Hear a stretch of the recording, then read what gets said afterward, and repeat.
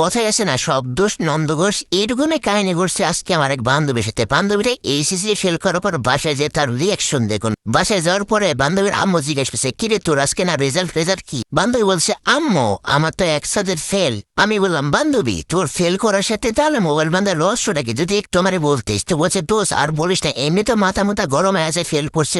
বান্ধবী বন্ধু অনেকে অনেক কথা বলছে, তার মধ্যে বাসায় গেছে আম্মু আরো অতিরিক্ত ভাবে শুরু করছে, তোরা এবার তো সবার সাথে বিয়ে দেবো এসে এরকম কথা কি সহ্য হয় বল? তারপরে সব দোষ আমার ফোনের উপর বুঝে, তোর ফোনের জন্য তোর আজকে অবস্থা। তুই সারাদিন ফোন টিভি এসে অতিরিক্ত যখন আম্মু কথা বলতে লাগছে অমনি আমি আর আম্মুর উপর রাগ না দেখে ফোনের উপর একটা ঝাড়লাম। দোষ বুঝছিস, এই হলো কাহিনী। আমি বলো, ও এটা তো আমি বললাম, আন্টি তো ভুল কিছু বলে না, তুই তো সারাদিন অনলাইনে অ্যাক্টিভ থাকিস আর তুই তো সারাদিন কান্নাকার সাথে কথা বলতে থাকিস।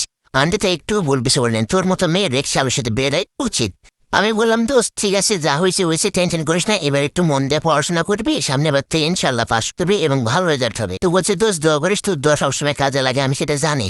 তুই দোয়া করে দিছিস, আমার একটা সুন্দর প্রেম হয়েছে। আমি বললাম, ঠিক আছে দোস্ত, তুই টেনশন করিস না, বস। আর তোর এটা খরচ আসবে, আমি তোর জন্য চেয়েছি তোমার বেস্ট ফ্রেন্ড, তোর জন্য খরচ দেবো মাত্র পাইকারি খরচ 1450 টাকা। আমাকে বলছে, দোস্ত তাহলে আমার কাছে তো এত টাকা নাই, আর আম্মু আপু থেকে টাকা আসা দেবে না, আমার কাছে 1000 টাকা আছে, তোর বাকি 400 টাকা পরে দেবো, হবে? আমি ঠিক আছে, তোর জন্য এত আমি করতে পারি, টেনশন নাই, তুই একটু বস, আমি কাজটা করে দেখছি।